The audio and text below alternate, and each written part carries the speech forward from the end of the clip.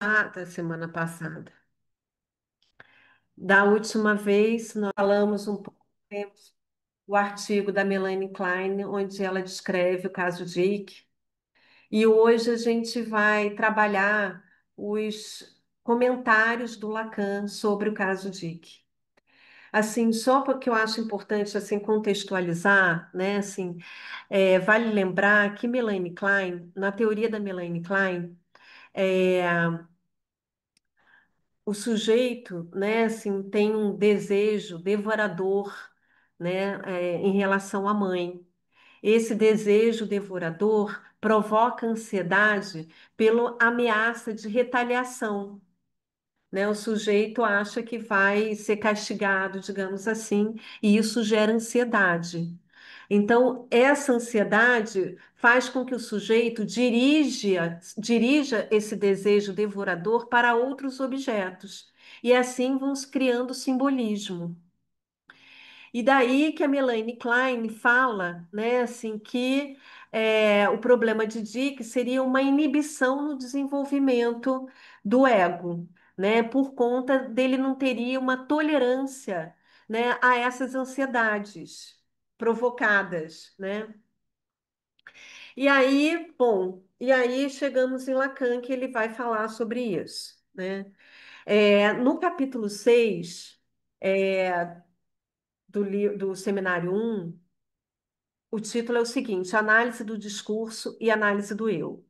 Nesse ponto, ele vai fazer um paralelo entre Anna Freud e Melanie Klein. Ele vai situar a Melanie Klein na análise do discurso, que diz respeito, segundo ele mesmo, é uma análise do material clínico inconsciente, e a análise do eu, que diz respeito a Ana Freud, que está atrelada à teoria da resistência do eu, né? As contratransferências e tal. Então, nesse capítulo aqui, ele é super assim a favor da Melanie Klein e contra a Anna Freud, né? Então, veja assim, por que que o Lacan está interessado nesse caso Dick, falando sobre, fazendo essas críticas à teoria da resistência da Anna Freud? Porque ele está interessado, ele está trabalhando a constituição do eu, mas eu no sentido do G. Em francês, o eu ele tem duas modalidades, sei lá, duas nomeações, o G e o moi. O G, né, para gente da psicanálise corresponde ao sujeito do inconsciente e o moi ao eu. Ambos, a tradução é eu, né? Mas o G corresponderia mais ao sujeito do inconsciente e o Moá digamos assim, ao estágio do espelho, ao imaginário, à imagem corporal, né? Enfim. É, Então, o Lacan, ele, assim, é seminário um, né? Então, ele está começando aí a falar sobre essa questão. Então, eu vou ler aqui alguns parágrafos que eu recortei para a gente é, falar sobre a questão do autismo. Sobre a Ana Freud, olha o que que ele fala. Há parágrafos no livro de Ana Freud, O Eu e os Mecanismos de Defesa, em que se tem o sentimento, se passarmos sobre a linguagem às vezes desconcertantes pelo seu caráter coesista, de que ela fala do eu no estilo de compreensão que tentamos manter aqui. E tem-se ao mesmo tempo o sentimento de que ela fala do homenzinho que está dentro do homem, que teria uma vida autônoma dentro do sujeito, estaria ali a defendê-lo. Isso é uma leitura, né, que o Lacan faz da teoria do eu da Ana Freud. Aí, mais adiante, eu estou no capítulo 6, né? Ele vai falar o seguinte: ah, o ponto de vista de Ana Freud é intelectualista e a leva a formular que tudo deve ser conduzido na análise, a partir da posição mediana, moderada, que seria a do eu. Tudo parte nela da educação ou da persuasão do eu, e tudo deve voltar para ali. Vocês vão ver de onde parte, ao contrário, Melanie Klein, para abordar um assunto particularmente difícil, com o qual nos perguntamos como Ana Freud teria podido fazer uso das suas categorias de eu forte e de eu fraco. Vocês poderão julgar, ao mesmo tempo, qual estar mais próxima do eixo da descoberta freudiana. Aí ele começa, então, a falar do caso Dick e da Melanie Klein. E aí eu acho, assim, essas passagens do Lacan fundamental para a gente pensar a estrutura no autismo. Então, na parte 2 desse capítulo 6, ele começa falando assim: Melanie Klein enfia o simbolismo com a maior brutalidade no pequeno Dick. Ela começa jogando imediatamente em cima dele as interpretações maiores. Ela o joga numa verbalização brutal do mito edípico, quase tão revoltante para nós quanto para qualquer leitor. Você é o trenzinho, você quer fuder a sua mãe. Esse modo de fazer se presta, evidentemente, a discussões teóricas, que não podem ser dissociadas do diagnóstico do caso. Mas é certo que depois dessa intervenção, alguma coisa se produz. Tudo está aí.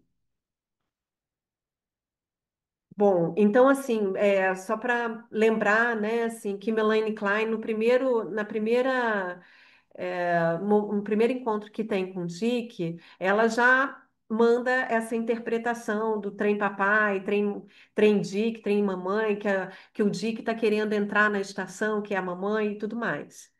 Essa é uma intervenção super questionada, né? Justamente por isso, assim, porque, como diz o Lacan, ela enfia isso goela abaixo. Mas, como diz Lacan também, isso teve efeito. Então, isso traz muitas questões, que a gente vai discutir mais adiante. É, E aí ele fala sobre o caso Dick. Vocês notaram a falta de contato experimentada por Dick. Está aí o defeito do seu ego. Seu ego não está formado. Do mesmo modo, Melanie Klein distingue Dick dos neuróticos. Até na sua profunda indiferença, a sua apatia, a sua ausência. Aí que vem o mais importante que ele fala. Com efeito, é claro que nele o que não é simbolizado é a realidade. E eu entendo realidade aqui no seminário 1, que depois ele vai desenvolver melhor, como real. Esse jovem sujeito está inteirinho na realidade, no estado puro, inconstituído. Eu acho esse um termo muito importante, assim. Então, ele está dizendo que, enquanto sujeito do inconsciente, Dick está inconstituído. Então, não tem sujeito do inconsciente. É, E aí ele continua. Ora, essa ansiedade, aquela, né, que a Melanie Klein estava falando, tratando da ansiedade gerada pelo desejo de devorar o outro, essa ansiedade é precisamente o que não se produz no sujeito em questão.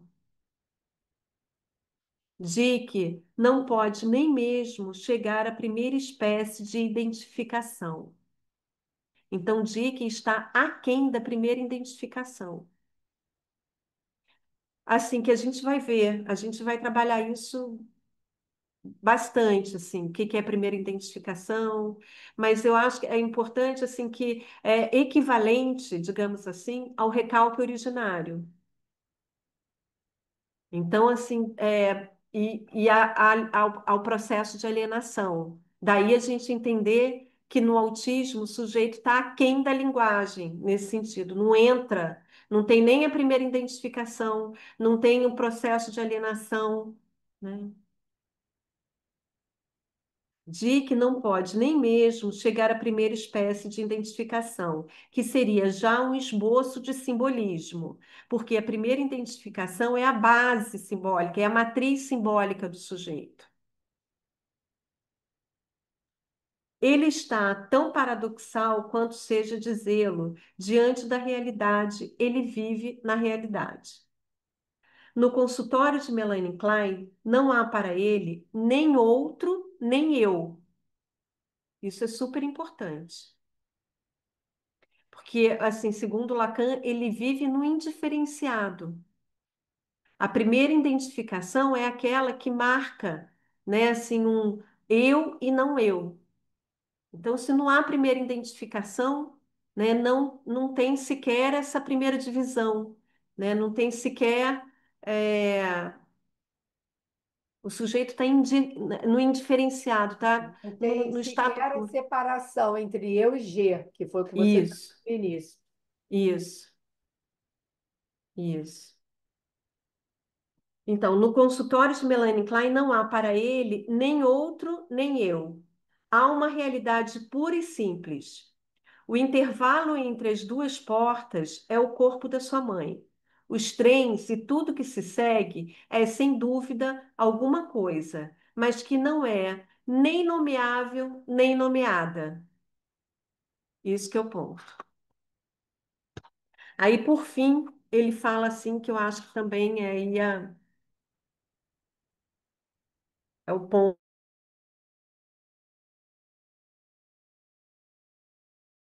uma certa apreensão dos vocábulos, porque o Dickens usa, né, os verbos, mas desses vocábulos não fez a Beiago, não os assume. Então, a gente vai ver também melhor o que que é essa Beiago que o Lacan está falando, que é desde Freud. Que tem a ver com isso, com a identificação primeira, com o recalque originário, com o processo de alienação. E aí, só para retomar aqui o que o Lacan fala da Melanie Klein e da intervenção da Melanie Klein. Ele diz aqui, sobre o texto da Melanie Klein. Esse texto é preciso porque é de uma terapeuta, de uma mulher de experiência. Ela sente as coisas, ela as exprime mal. Não se pode culpá-la por isso. A teoria do ego é aqui incompleta, talvez porque ela não esteja decidida a dá-la. Então, sobre a intervenção que a Melanie Klein fala dos trens, trem papai, trem Dick, tudo mais, o Lacan comenta assim. É então que Melanie Klein, com esse instinto de animal, que a fez, aliás, perfurar uma zona de conhecimento até então impenetrável, ousa lhe falar. Falar a um ser que se deixa, pois, apreender como alguém que, no sentido simbólico do termo, não responde. Então, mesmo ele não respondendo, né, acho importante isso, Melanie Klein dirige-se a ele e fala com ele. E, entretanto, ela lhe fala. Ela dá literalmente nomes ao que, sem dúvida, participa do símbolo, porque pode ser imediatamente nomeado, mas que, para esse sujeito, só era, até então, realidade pura e simples. Então, aqui, assim, que é uma interpretação, né, assim, que a gente escuta, né, que no autismo, quer dizer, é, os significantes que a Melanie Klein introduz de alguma forma, empresta, né, assim, poderia dar recurso ali para o Dick, né, assim. Mas eu acho que assim o ponto fundamental é esse que ele fala, né, assim, que a Melanie Klein dirige-se a ele, mesmo que ele não responda, ela fala com ele. Então, independente do conteúdo da interpretação, o que vale é a posição do analista nesse caso. Vocês querem falar alguma coisa? Porque aí eu vou entrar no texto do Freud sobre a Verneinung. Alguém quer perguntar alguma coisa sobre essa passagem do Lacan, dos comentários sobre Dick? Então, vou continuando. É, Então, assim, para o Lacan, é, falar sobre essa questão do eu, sobre a constituição do eu, porque eu vou repetir, eu acho que isso é importante, né? Todo esse debate com a Melanie Klein, com a Ana Freud, o Lacan está trazendo para falar sobre o eu. Então, ele está pegando a teoria da Ana Freud e da Melanie Klein, meio que criticando e mostrando como que ele pensa, digamos assim. Então, ele vai pegar também o texto do Freud, da Iverneinung, que é traduzido por denegação. E é importante, né, assim, porque ele reforça isso, de que se trata de uma denegação e não de uma negação. É, Bom, oi Henrique. É, Bom, então ele vai usar esse texto, né, da denegação. É um texto de 1925 e é importante porque é um texto já da segunda tópica, posterior, por exemplo, ao Eu e o Isso, e também à psicologia das massas, né? É, Denegação, assim, no sentido, no dicionário, significa, assim, contestar, negar, recusar em reconhecer a exatidão de um fato alegado no processo. Então, de alguma forma, a denegação é alguma coisa que nega, mas conserva. Nega, mas conserva. É, então, e Eu além diria do. que nega para conservar. Pode ser. Talvez seja melhor. Isso, porque isso surge, né, assim, logo no início do texto, o Freud retrata, né, um fragmento clínico, onde o sujeito fala assim, eu tive um sonho hoje com uma mulher, mas não era minha mãe. Então, esse não era minha mãe, né, é uma denegação. E aí é nesse sentido que o sujeito nega, mas conserva, né? Assim, é porque está articulada a não aceitação do recalcado. É isso que o Freud fala. Ele vai falar assim: olha, a denegação ele usa o termo Aufhebung, do recalque, mas nem por isso é uma aceitação do recalque. Afebung é traduzido como. Natalice, ajuda a gente aí, Natalice. É, Você fala alemão. Que ótimo. Cadê ela, Natalice? Oi, Aqui é Aufhebung, não é isso? Offbung. Como é que é? Offbung. como é que se escreve? A-O-U. Eu não entendi. Aufhebung, não é isso? Eu vou escrever. Escreve Tá, aí obrigada. para Natalice agora vai nos ajudar nesses termos. Oh, que maravilha. Oi, cheguei atrasado. Que bom Oi, que veio. Watson. Eu não cheguei atrasada, mas eu estava de câmera fechada também, porque eu estava câmera fechada porque eu estava jantando. Desculpa. Natalice. Aham. tá- Ah, Ah, é só uma coisa em relação a- ao seminário, a sua exposição anterior, que claro. eu tive que entrar e sair, aí acabei não conseguindo falar isso.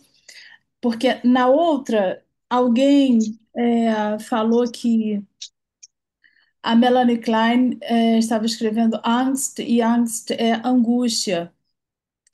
Aham. Aí tem duas coisas, não necessariamente. Primeiro, não necessariamente. Segundo, me parece que o texto que eu não sei se o texto que você está trabalhando, ele foi escrito em inglês ou alemão. Porque Entendi. a Melanie Klein, assim como Hannah Arendt e vários outros, e até mesmo Freud, depois, no exílio, começaram a escrever em inglês, né? Então, Aham.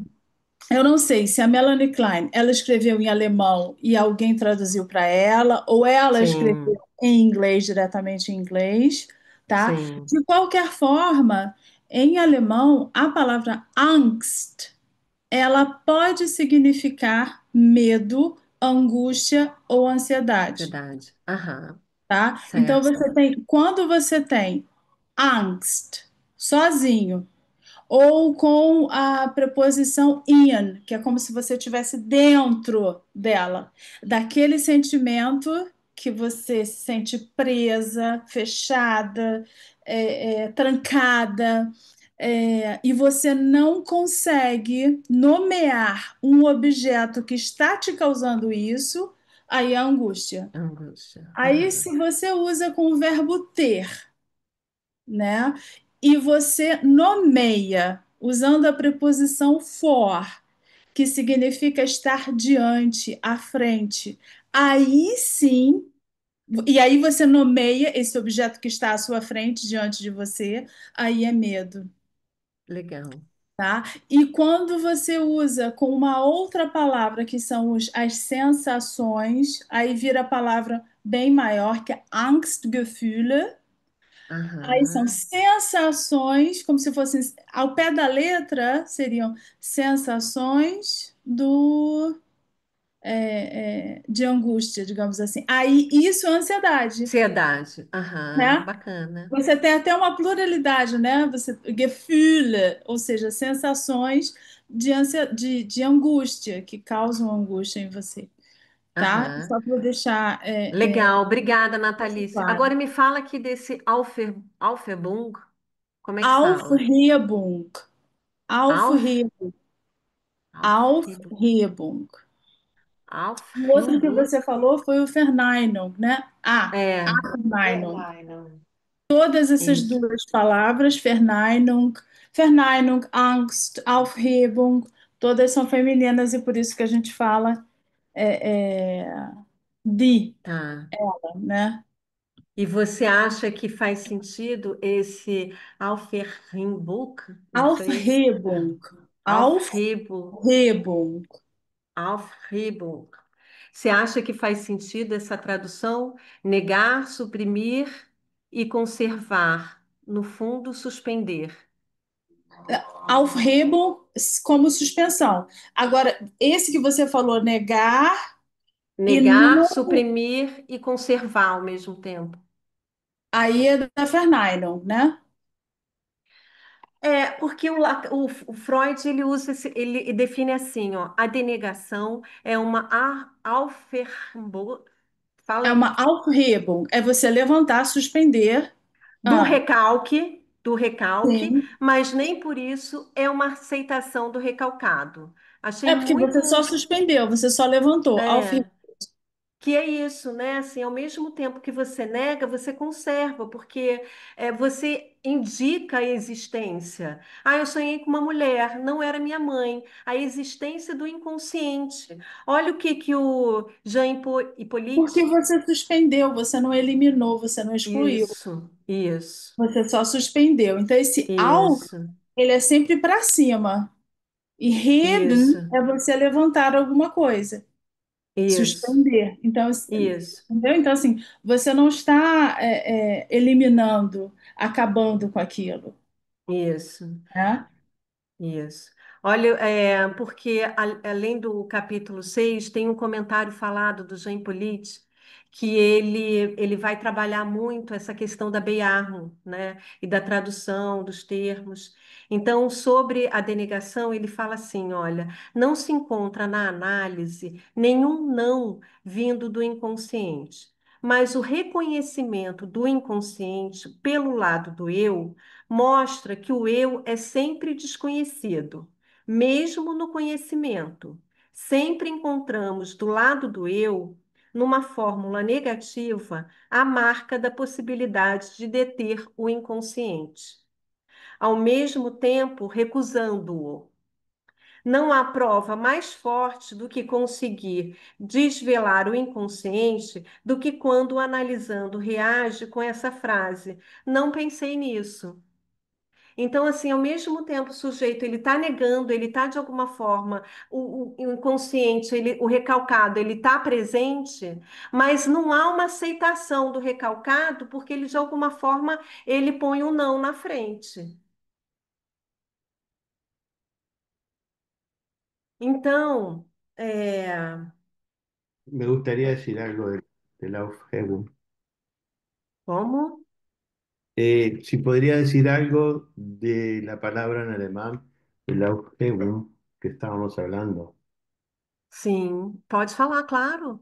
Claro, creo que Freud en ese sentido lo toma, aunque no sé si lo había leído o no, como lo planteaba en cierta medida Hegel, con el doble sentido, preservar y Sim, cancelar, sim, preserva y cancela. O sea, isso, eso le permitía a Hegel avanzar en el proceso dialéctico, isso, donde mantenía lo que era válido y superaba lo que ya no servía. sim, isso aí, Por eso. Ujú. isso aí. Obrigada, Ratinho. Peraí só um minuto. Tá.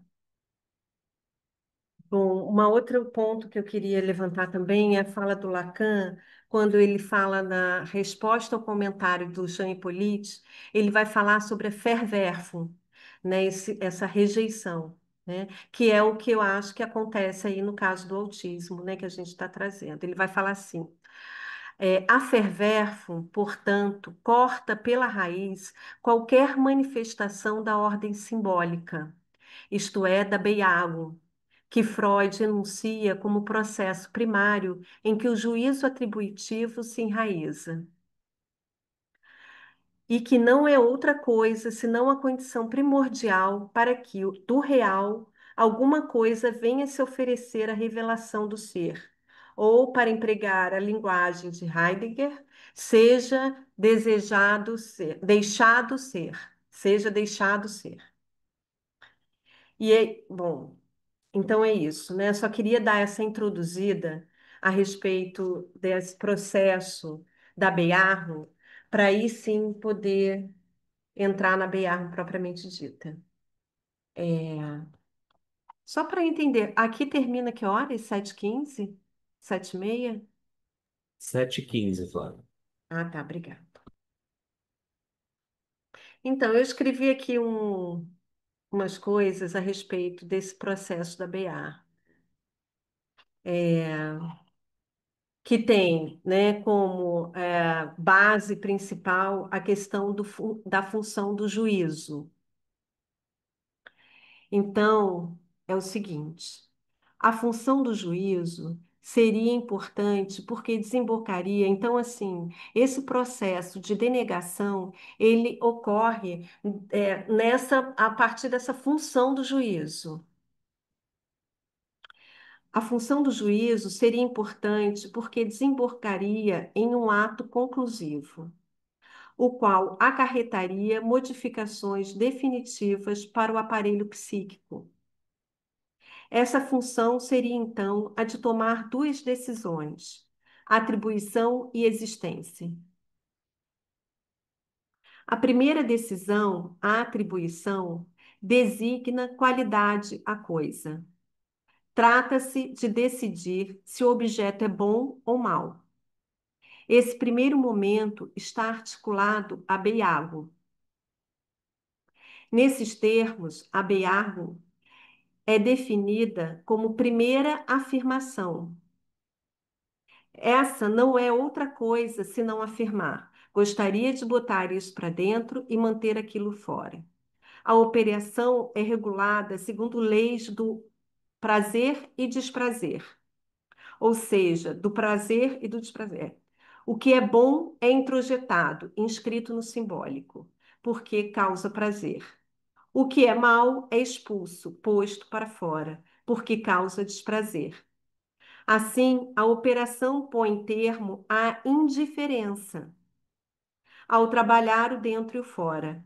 A Bayardo, portanto, marca a possibilidade de uma simbolização. Entretanto, a Bayardo é uma afirmação que implica em expulsão. Pode-se dizer, portanto, que é um sim ao simbólico, gostaria de botar isso para dentro, que implica um não e botar aquilo para fora. Então, essa é a leitura que o Freud faz no texto da denegação. Então, o que a gente pode pensar? Que essa Beyarro não existe afirmação, né, sem a expulsão. E é importante falar, né, que esse processo de afirmação e expulsão, o termo que o Freud usa para falar da expulsão é Austócio, e não é Verwerfung. Acho que é importante marcar aí o que tem uma diferença, né? Porque qual é a diferença? A diferença é que a Verwerfung, né, o que é expulso do simbólico, retorna no real. E a Austócio, né, é assim, o que é expulso, o que retorna na cadeia significante, de alguma forma. É, a Eustócio é aquilo que funda, na verdade, o real. Esse processo inicial de Beyarro e Eustócio é muito importante porque é uma articulação inicial entre o simbólico e o real. No texto do Freud, o projeto, ele vai falar da experiência do próximo, onde ele fala, né, assim, que na relação do sujeito com o outro, há uma parte que a gente consegue identificar. E aí existe uma outra parte que não identificamos, que corresponde a das Jung. Então, na experiência do sujeito com o outro, né, há uma parte significante e a outra real. Então, esse processo inicial, essa primeira identificação, tem a ver com isso, né? Assim, ao mesmo tempo que tem uma afirmação, tem um reconhecimento, uma coisa que é familiar, tem algo também que se destaca, que não é simbolizado e que vai fundar o real. Então, a gente tem, nesse primeiro momento, uma interseção entre uma nodulação entre o real e o simbólico.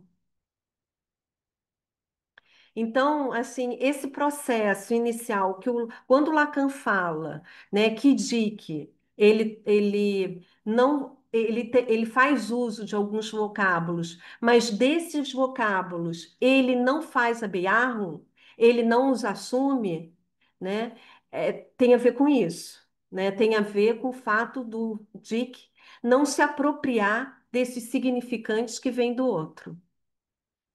Então, é assim, a Beyarro, eu diria que é uma primeira marca significante que funda a cadeia significante. Por isso que Lacan vai falar de matriz simbólica, porque é como se o sujeito estivesse falando, assim, é uma marca, é uma marca sem sentido, né? Um exemplo que as pessoas dão é aquela marca do gado, né? Assim, que é só uma letra, né? Assim, que só marca o quê? Só diz que aquele gado é proprietário daquela fazenda, né? É uma marca. É que nem essa marca primeira significante. É só uma marca que diz o quê? Essa primeira afirmação diz para o outro: olha, ok, recebi o seu significante. Né? Recebi o significante do outro, é como se fosse quase que um carimbo, digamos assim, de recebimento. Mas, né, é isso, essa primeira afirmação, ela implica também numa expulsão, que é a Austócio, né? Que é uma expulsão porque tem algo nesse outro que não se simboliza, que o Lacan chamou de Dajing.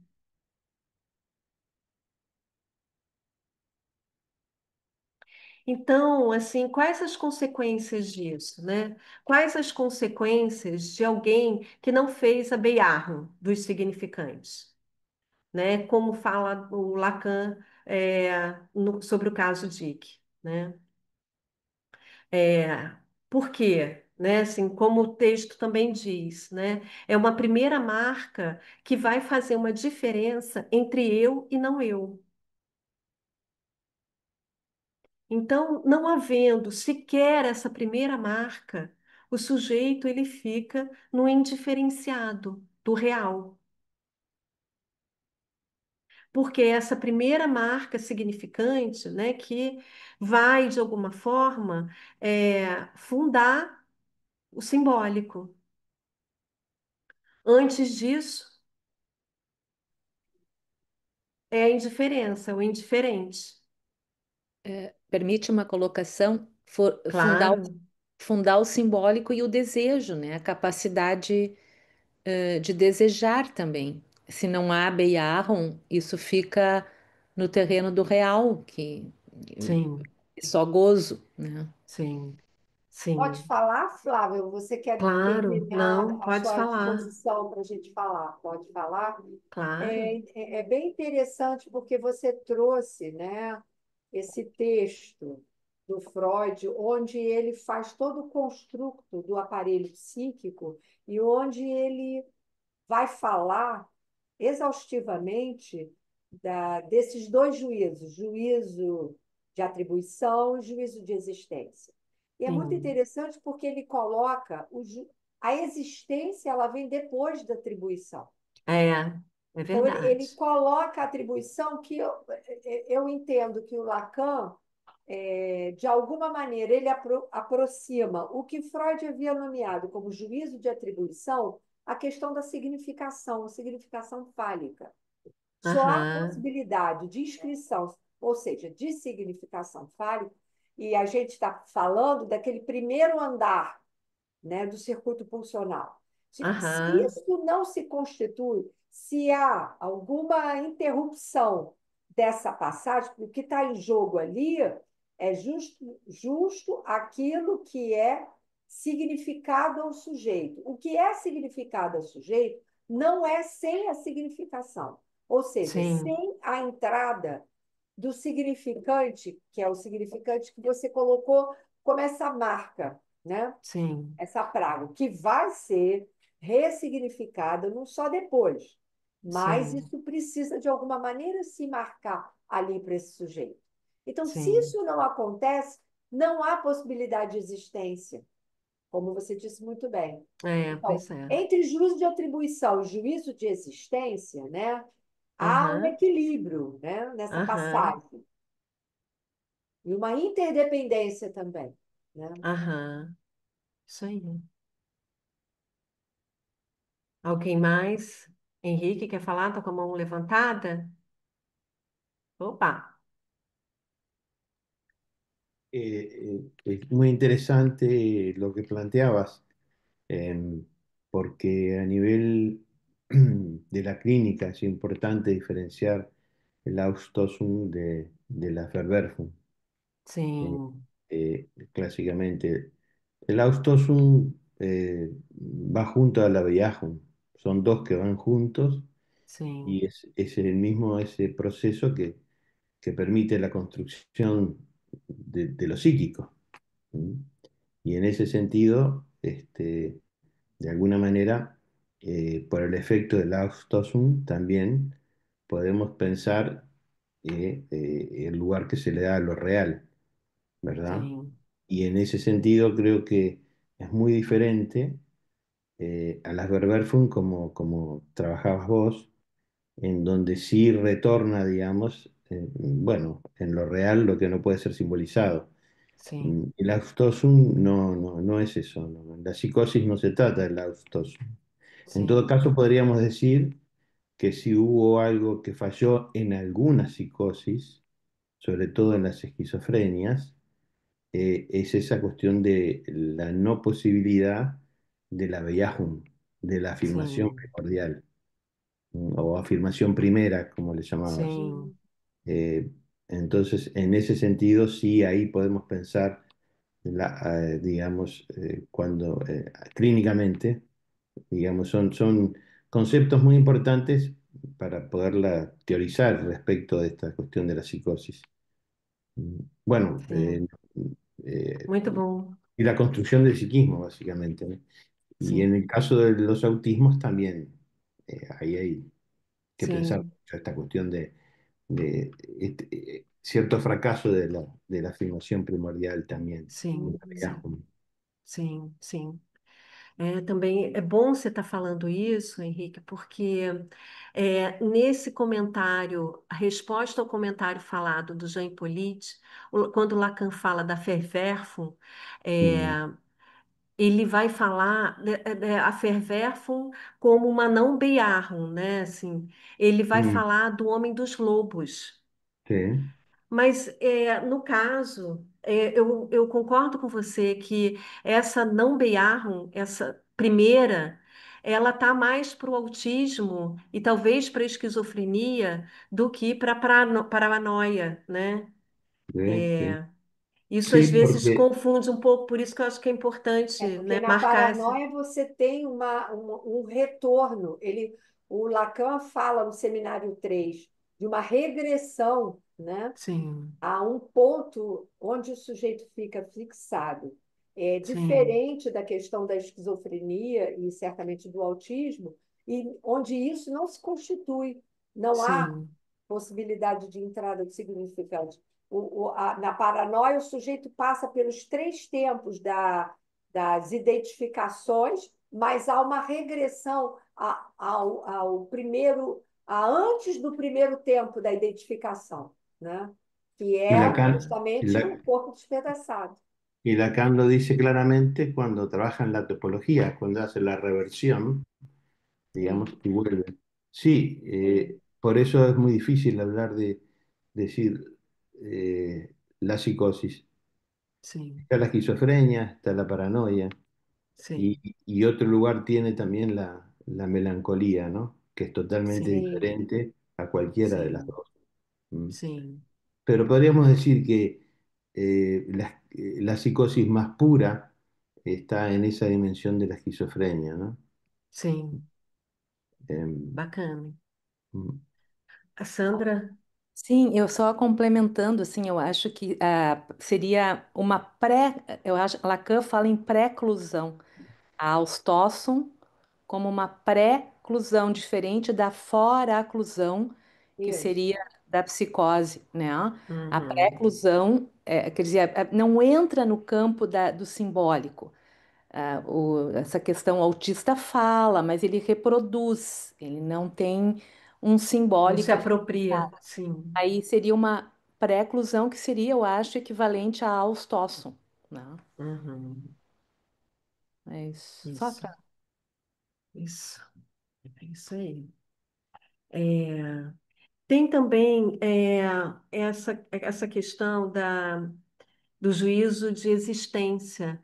Mas eu acho que é importante esse juízo de atribuição, porque não tem nem isso no autismo, né? Então não chega nem a essa questão do juízo de existência, né? O juízo de existência seria mais ou menos buscar o objeto que está representado, né? E que nunca encontra, porque não há uma coincidência entre o objeto representado e o objeto da realidade, digamos assim, né?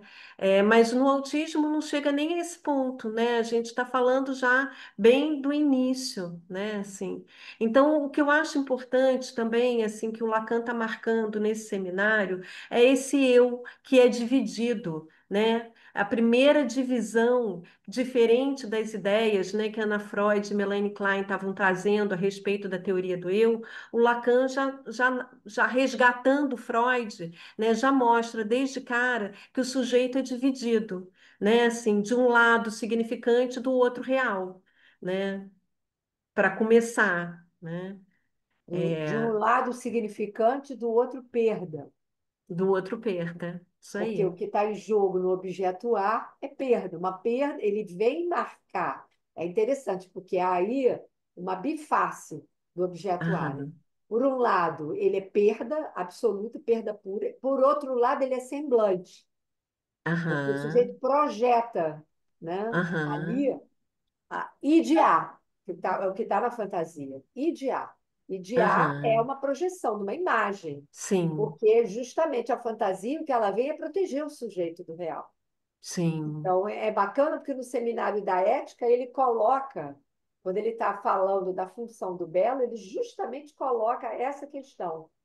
O, ah, o que o belo vem velar, né, é a perda, o furo, o real. Ao sim, mesmo sim. tempo, né, ele cria a possibilidade do sujeito projetar alguma coisa ali, para justamente Aham. se proteger da boca do jacaré, como diz, Sim, sim. né? Agora, importante isso que você está falando, Tereza, assim, que eu lembrei, que assim, da gente poder entender essa ideia que o objeto é para sempre perdido, né? Assim, não Isso, é que existiu o objeto e que ele se perdeu, né? Que ele isso, não existe desde sempre, né? E eu acho que esse processo que o Freud traz, né, da Bearro ao Stosso, fala muito disso, né? Porque não existe o objeto, né?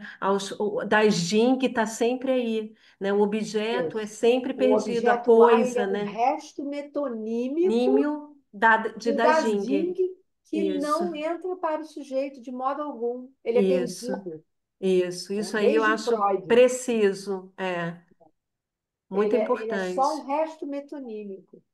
Isso. Pode falar, Rafael. O Rafael está de mãozinha levantada. Diga, Rafael. Peraí, deixa eu fechar aqui. Tirar o fone para vocês conseguirem ouvir, senão vocês estão conseguindo me ouvir? Tá ótimo. Flávio, eu tô pensando numa coisa e tentando te acompanhar na sua leitura, Aham, porque eu não tenho nenhuma conclusiva a respeito de autismo, estou provocado com os sim, casos que estão chegando na clínica, como estão sim, chegando, né? Estou pensando isso. Mas eu estou pensando, pensando o autismo no campo da Verwerfung, eu estou pensando naqueles comentários do Lacan dizendo que o delírio e a alucinação é uma tentativa de cura. sim, Pela sua experiência clínica, assim, pelo que você observa, tem no autismo também uma tentativa de reestruturação e de cura? E qual seria ela?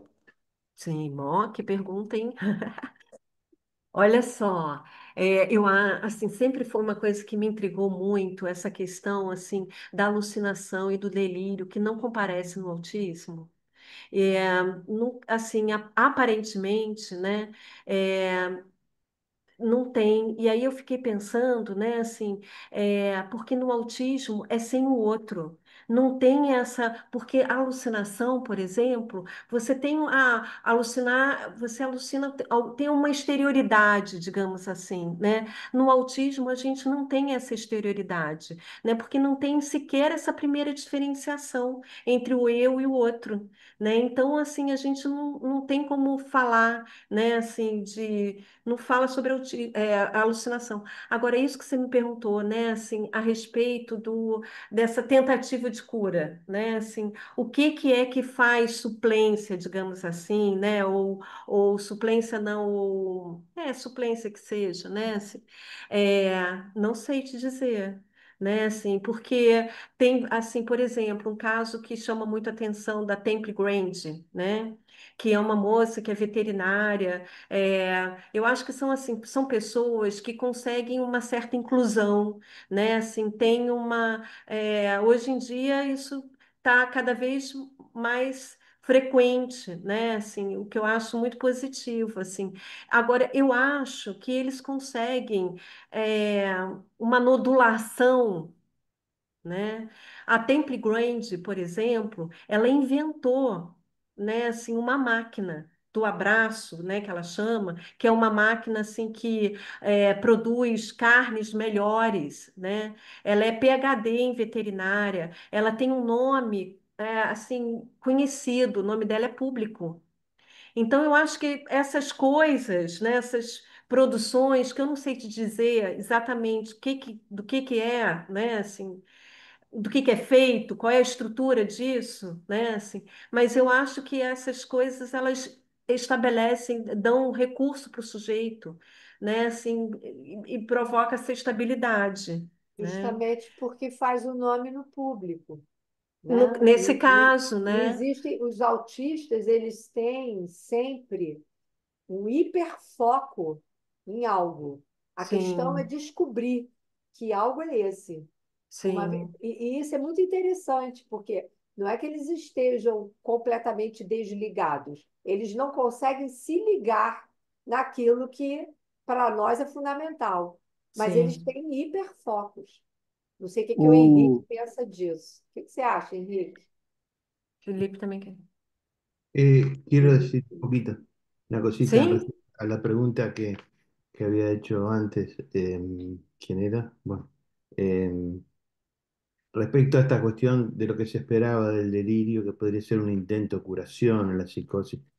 El equivalente, tal vez, lo que se recoge en las experiencias clínicas transmitidas por muchos analistas, es a veces el autista adulto, logra construir un objeto autístico que es con el cual se sostiene, que vendría a Isso. ser el equivalente a lo que es un intento, podríamos decirlo así, de curación, como lo puede ser el delirio para un sujeto Sim. psicótico. El objeto autístico Sim. termina siendo algo que lo sostiene, digamos. No el síntoma de Joyce, pero sí Hum. algo que tiene esas Sim. características del objeto, Sim. este, que no es un objeto transicional ni nada por el Sim. estilo, Exato. Uhum. que más bien es un objeto que en cierta medida representa, por así decirlo, si me permiten, el yo y el no yo del sujeto Sim. autista. Legal. Y ese sería el equivalente, me parece, en cuanto a la pregunta que había hecho el compañero anterior. Bacana. E eu não falaria de cura, viu, Rafael? Eu falaria de direção de tratamento, Ahora que é fue. É. diferente. Quer dizer, como o Henrique está lembrando aqui, ele tem toda a razão, a construção desse objeto autístico, de certo modo, é equivalente à metáfora delirante na É, psicose, minha com pergunta era certeza. Só pensando. para lembrar o caso Joey, do Bettelheim, onde ele constrói carros e tudo mais, assim. É um exemplo clínico, né, dessa questão do objeto autístico. Fala, Felipe. Então, voltando ao que o Rafael trouxe e o Henrique colaborou, enfim, todos vocês, de fato, isso do objeto autístico é bem interessante, e aí eu coloco isso, talvez, Tereza, também, nessa descoberta do hiperfoco. Eu acho que o hiperfoco, ele, de alguma forma, diz sobre esse objeto autístico. E como esse objeto autístico, justamente, é o que permite alguma mediação por uma através de um nome público e através da linguagem ou de uma língua que esse nome público porta ou pode se expressar. E aí eu digo isso porque eu já dividi algumas coisas, questões de um caso clínico que eu atendo, de um rapaz autista com a Flávia, inclusive, e que tem uma língua própria e Sim, que é diferente de uma psicose, porque é a plena consciência da existência dessa língua a nível imaginário somente, e que isso não diz respeito ao eu da realidade. E ele fala dessa maneira. Isso é um ponto. E o outro é que agora na convergência, o Juan, do Circo Freudiano, Juan Sebastian, a gente estava conversando sobre clínica com autistas adultos. E tanto ele quanto eu, a gente começou a falar, comecei a falar de um caso clínico e ele começou a falar de um caso clínico dele também, com muitas similaridades. Ambos casados, com filhos, ambos chegam à análise por uma demanda do trabalho e da esposa, por conta do sincericídio dessas pessoas nas suas relações de trabalho, e que eles sempre criticavam muito o trabalho e os colegas de trabalho levam para o pessoal as críticas ao trabalho, e ambos trabalham com a mesma coisa. Tanto a pessoa aqui do Brasil quanto a pessoa lá da França trabalham desenvolvendo programas de proteção ao sistema financeiro bancário. Então, são pessoas que, quando alguém tenta invadir um aplicativo, as nossas contas, eles se enfiam numa sala de emergência e rapidamente tem que criar uma defesa através dessa linguagem dessa linguagem da programação. Isso é muito interessante. E Uhum. ambos chegaram, e aí esse objeto autístico, né, que é uma linguagem, é a facilidade com que essas pessoas têm em traduzir o, a nossa vida real para o imaginário através das programações.